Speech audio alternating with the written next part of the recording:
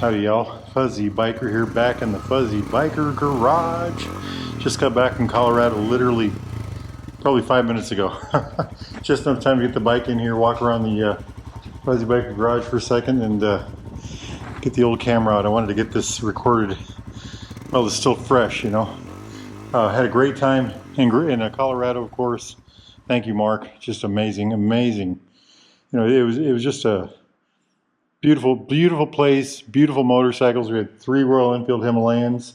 We had a Royal Enfield Interceptor that had been turned into a scrambler. You know, good people, good all around everything. We saw a moose. I didn't see it, but they saw an elk. I had the camera on, so maybe it's on one of the videos, you know. We saw something called, I'm going to try to get this right, mermaid, I don't know what it's called, but one of those creatures, among other things. So, well, anyway, you don't want to hear about that maybe, but the bikes were just fabulous. The ride home, I think it was 5:15 their time when I'm in Central Time, that's Mountain Time, their time, and it was 29 degrees in Frisco, Colorado. We hopped on the bikes, 2 of us, three people, 2 bikes. This Hot Rod Himalayan and then the black and gold one. Jeremy from Baxter Cycle and his better half, and we headed uphill to the Eisenhower Tunnel, and you know, we expected it to get colder, but it actually got warmer. That was a big plus. Got to the other side. By the time we got to Denver, it was 51 degrees or something like that down there. Rush hour was starting its job, I guess, and got through there. Anyway, it was a great ride. We got going, and we decided at our first stop that we would change our route plan homes. And we did that a couple times. It was kind of a theme of the event. You know, had these great bikes, we had good gear, and we had a lot of fun, and we wanted to continue that excitement. And you know, that's one that I want to throw out here real quick. I have been riding Royal Enfields for 3 years. I got my first one, the one with the red star on it over yonder, and you know, I've got this one here. And that's my Classic 350. We're going to have a Classic 350 ride at Baxter Cycle this weekend, October 12th. Kickstand's up at 10:30, so be there before that if you'd like to roll along. It's going to be about 110 miles total, so please show up. We'd love to see you. And then I've got this one here, my 650 Super Meter. Anyway, the thing that I want to talk about is the groups of friends I've developed, you know, riding these motorcycles. And I really appreciate that. That's actually, you know, I know they're just motorcycles, but there's a lot of... there's something that goes with having these bikes, and there seems to be like a group of people that gravitate towards these that are, well, just good people, loads of fun. So, you know, I've met Ed down in Alabama, and a guy down in, well, just all kinds of people. Mark out in Colorado, and among others. You know, it's just been a really good experience, very positive experience. All kinds of people at the shop, of course, and. Hey, that's not about motorcycles, is it? That's about people. Anyway, back to the ride. You know, we got going, and we found ourselves on the back roads of the east side of Colorado. East side of Colorado is a lot like Nebraska, but you guys in Colorado are gonna hate me. Maybe not as nice. Anyway, but we got through it, and we got into Nebraska, and we thought, hey, let's go look at this lake and over by Ogallala. And I'd heard of it before. So we pointed our bikes in the right direction. I couldn't believe how big that lake is. I can't think. Maybe it's called Lake Ogallala. I'm not sure, but Lake McPherson or something like that. I'm not sure, but just absolutely massive. You wouldn't believe how big. You know, just like everything in Nebraska, large scale and very flat. So, and it was a beautiful lake. It was actually very. We spent a lot of time there. That added to our trip. You know, we should have been home a couple hours ago, but we, like I said, we changed our plans a couple times. We visited the lake and some other things, and ride was pretty good. So started out really cold. As we went along, we started de-gearing, you know, taking off our gear, and I got this box here, so I put my liner in there and my long underwear. I had my, I'll tell you what I had in a minute, but and as the ride went on, you know, we got to where it was literally warm, and we had our jackets down to, you know, the bare minimum, had our vented gloves on. I had I've got some Noru vented, they're probably in here. I had those on. And then it started getting chilly again. The last probably 2 hours, it started cooling down, and so we pulled over and put the gear back on. And okay, so what am I wearing for the ride? This morning I started out with I've got my Keen boots on. They're kind of an ankle high boot. I've got extra thick wool socks that I brought them just for the ride home. They go up to my knees, and that protects your legs a lot, warmth. I've got insulated pants on. I've got a t-shirt. I've got Noru tops and bottoms. I got the bottoms of my Norus and my tops on. So Noru underwear, this long underwear is, I resisted buying that stuff for years. Bought a set of bottoms like 3 or 4 years ago, maybe longer. And in the fall and in the spring I bought uppers. And they've held up really well, and they're very warm. Keep them clean, and they're just a great product, great product. Then I've got my Nervik jacket on.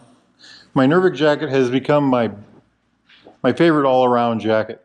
My second favorite jacket would be this. Let me see if I can find it over here. This is my Explorer jacket, Royal Enfield Explorer jacket. So my Nervik jacket is it's this one right here, Royal Enfield Nervik jacket. It's got vents on the front, big vent on the back. You can open all the vents except for the one on the back while you're riding the motorcycle if you want. The vent in the back, you have to take the jacket off or have your buddy do it for you or something like that. For gloves, I had my Noru gloves on when it was warm. Let's see if I can find those for you right here. And then I brought these and I did wear them quite a bit. These are my Alpine Star Royal Enfield gloves. Now, these are a couple years old. Actually, so are those. And they are, they're pretty good shape yet. And then for the coldest rides, I've got my Tourmaster Polartec, I think that's, yeah, Polartec glove. And I buy them oversized because when you have a winter glove, you want to have room. And when your hands get cold, you kind of wiggle your fingers around and move things around. They seem to work pretty good for me anyway. And it's a gauntlet glove, and a big gauntlet is very nice. Goes over the jacket arms very well. But so that was gear for me for the bike. So this windshield, we keep talking about this. The new ones, the regular Royal Enfield 452 Himalayans have a windshield up to here. This one's just a little bit longer, but I'll tell you what, I really appreciated having that, and so I'm happy I got that. Royal Enfield threw that on the bike at the last minute, and I really appreciate that. Look at that bike. Isn't that, it's just covered. Just covered. The other thing I would have to throw in that I like is charging port down here. It's a USB-C charging port, and then I've got this cable USB-C to USB-C. Charge my phones, my GoPro, everything like that on the run. Work beautifully. I do have my tire pressure monitoring system here. The battery went dead on that just maybe an hour ago, so I got to recharge that. But I've got little caps that screw on like valve caps that have little batteries in them. Works through Bluetooth. That is something I just think all bikes should have. That it just works so well, And a bike like this, where you take it out in the rough, you hit some odd road or some funny stuff, and it feels like you have a flat. It used to be I'd either drive through it or pull over and look at it.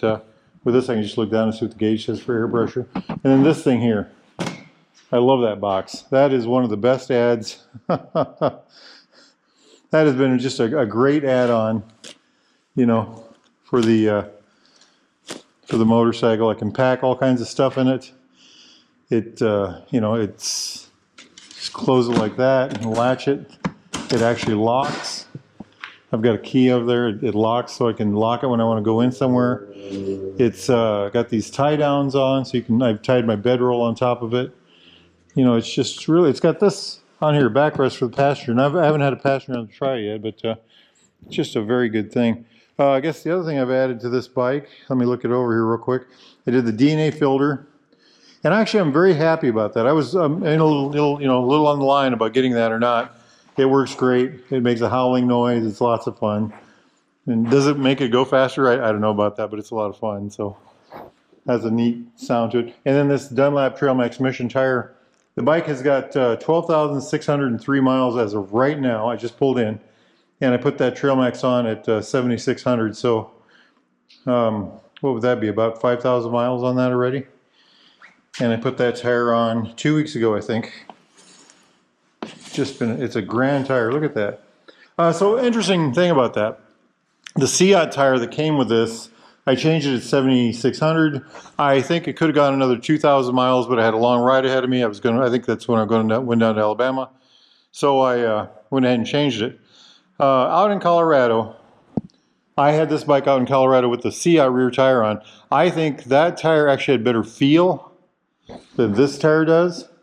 But I'm very happy I have this tire because this tire is far more durable. Now, when I say the other tire had better feel, I'm not saying it has a tremendous amount better than this. It was just, you could tell that that one had a little more bite, a little more, grab on the rocks, things like that. You can tell that this is a very hard tire. Other things that worked out really well. Well, everything worked out really well. The bike just did everything very well, as always. These Royal Enfield Himalayans are just a dream of a machine. I will try to put together, we shot some video with, had the chest cam on, and the footage, I had some trouble with it, but I'm going to try to get it on my laptop and see if I can get it cleared up, and maybe we can get some videos out of that in the next couple days, and we'll go from there. I talked about going to Canada tomorrow. I don't think I'm going to go to Canada tomorrow, northern Minnesota, I should say, and Canada. I want to go to Canada real bad. I go up there, eat a sandwich, and come back. Anything, just to say I did it. And I also want to I got a passport, and I want to make sure the bike will go through, because we're planning a trip to Alaska next year. And to do that, I got to drive through Canada. I want to make sure there's no problems. And if there are problems, I want to be able to deal with them now, with 6 months instead of 6 weeks. I think I'm going to put that trip off maybe a day or two, or maybe even a couple days. Look at that beautiful machine, my friends. Beautiful machine. Now, if y'all are interested in a motorcycle like this, new or used, Royal Enfield, Triumph, classic British bike of any type, need parts, gear, accessories, thingamajigs, doodads, anything like an Nervig jacket like this, Neotech helmet like the one I wore. I should have gone over and showed you that. The Shoei Neotech helmet I've got the Shoei Neotech 2, one of the best. It's the best helmet I've ever owned. I think it's one of the best helmets ever made. But great helmet. If you need anything like that, get yourself over to Baxter Cycle in the mighty metropolis of Marnie, or go to baxtercycle.com. Make sure you tell those fine folks that Buzzy Biker, that's me, sent you. They ship motorcycles a lot of places in America. Give them a call. Maybe they can get you one over there. And they ship all the gear, of course. Now, I've just ridden 686 miles, I think, or something like that tonight. 692, I can't remember. And in the last 3 or 4 days, we've put over 1,600 miles on the bikes. So I think I'm going to put this camera away and get myself home and get relaxed. Now, if it's a beautiful day where y'all are at, get out there and ride, my friends. Life is good. Wahoo! Yippee-yi-yay! Yippee-yi-yo! Down the road we go. Beautiful, beautiful machine.